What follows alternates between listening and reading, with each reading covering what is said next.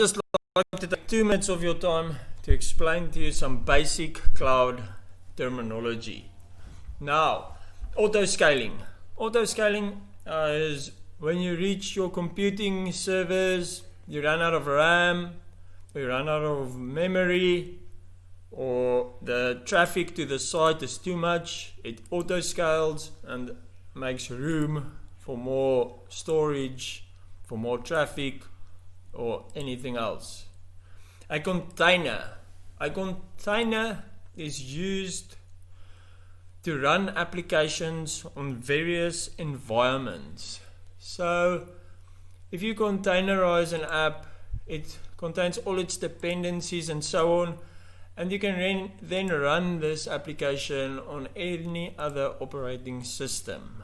Next is cloud migration. Now this is just when you migrate your data from one cloud service provider to another cloud service provider. Or if you have a business, possibly you take your business assets and you migrate them from your physical servers to the cloud, thus saving you lots of effort and money in the long run. A data volume is nothing but storage area. A zone. Okay, so in clouds there are regions, there are zones, there are pods, and there are clusters. Within zones, there are many clusters. Clusters are just groups of hosts or virtual machines or computers.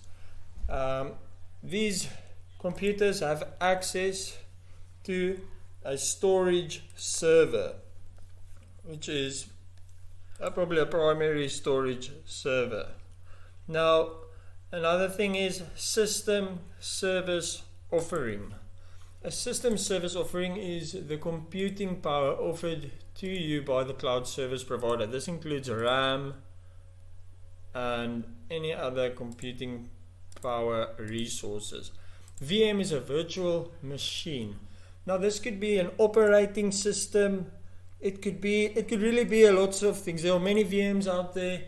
It is hardware that is virtualized. So you take the physical device and turn it into a virtual device. A host is nothing but a computer. It is, say, if you have something like virtualization software. So if you have virtualization software installed on your PC, then your PC is the host, and the virtualization software that runs, say, Linux, is the client. A virtual private cloud is, say, again, you have a company, or at home you like to be private, but a company. So you want a private cloud. No one can access your resources except you and your employees, or you and other companies you're working with. Primary storage is the primary storage of your cloud setup.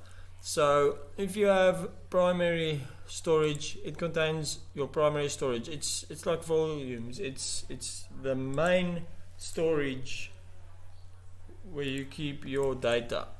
Now secondary storage is a little bit different. Secondary storage saves things like templates, which is like OS operating system images that you can use to boot VMs, or disk volume snapshots, copies of your disks, and things like that.